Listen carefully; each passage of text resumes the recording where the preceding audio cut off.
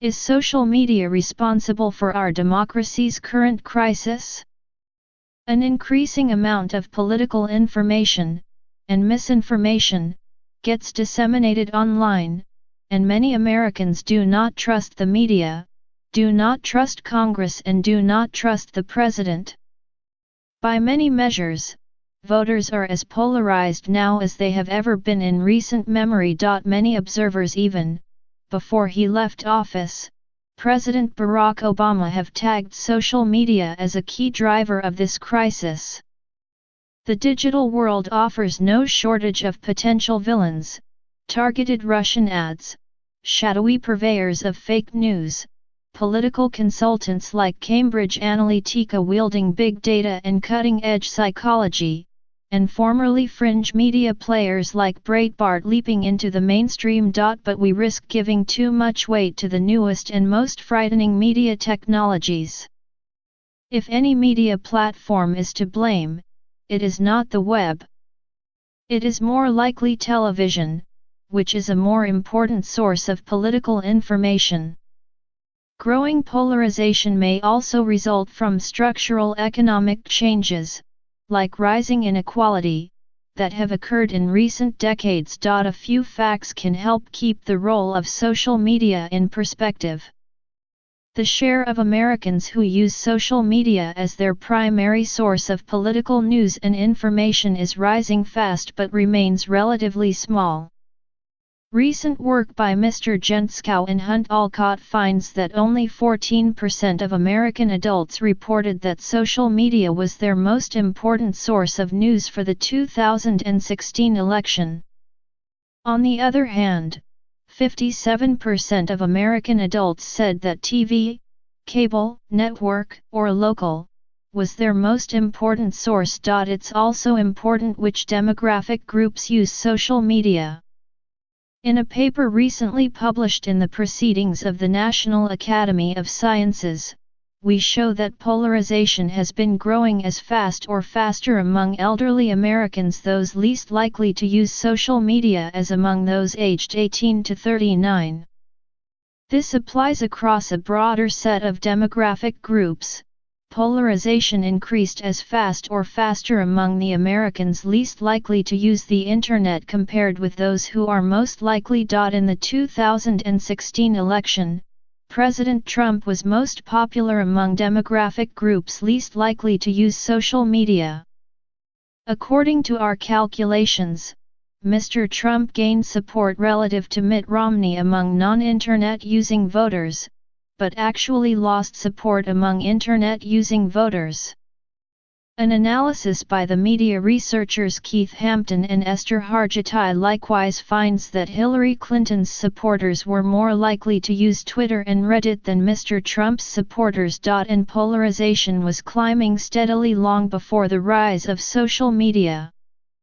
In our study, we find it has been growing since the 1980s, long before the Internet, let alone Facebook or Twitter, became popular choices for media consumption. We see no clear increase in this trend in the period when digital sources were introduced. Social media are likely to grow in importance over time, and none of these facts rule out its having important effects today.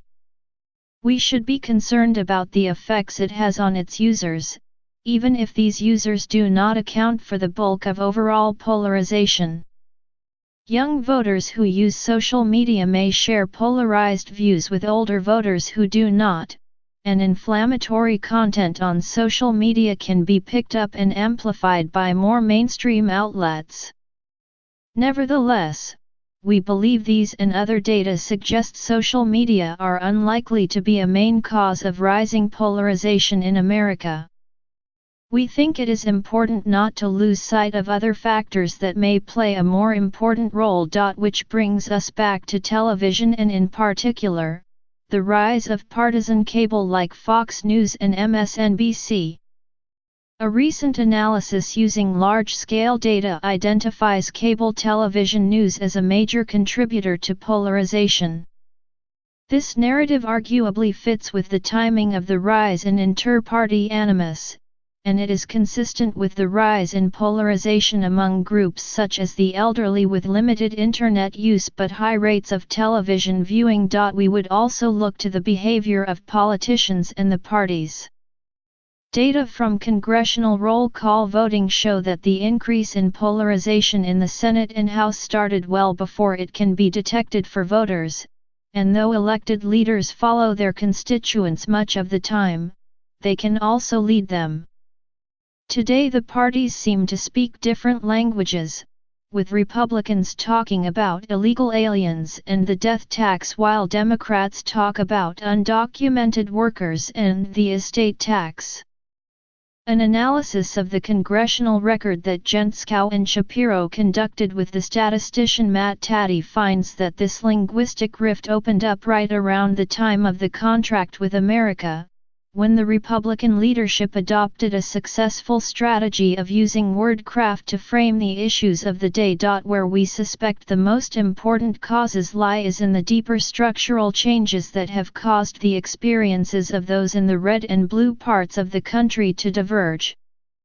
A voter's party identification is increasingly related to his or her position in the income distribution, with the top quintile containing disproportionately more Republicans. At the national level, income inequality and polarization in Congress track each other closely. Furthermore, congressional districts that were adversely affected by the rise of Chinese imports have been shown to elect less centrist representatives from both parties. The social media as villain narrative is gripping because it plays vividly to our fears. But that is not the only reason it holds such sway. It also lets us collectively off the hook. Why are half of Americans thinking and acting in ways the other half cannot comprehend? Why did one of those halves choose Donald Trump to be their president? Easy, the social media narrative would say, they were brainwashed. They were duped by the bad guys' fake news or Russian robots or big data-driven algorithmically targeted psyops propaganda. At some fundamental level, they don't really mean what they are saying, and if only they weren't so gullible or so vulnerable they would see things our way.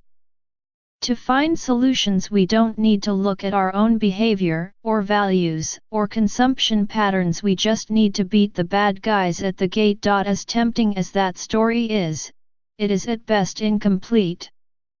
Like many inflection points in history, this one was probably not caused by any single change, but by the fact that many important changes happened to converge at the same time. The factors that likely matter the most are those that have caused the real experiences of Americans to diverge.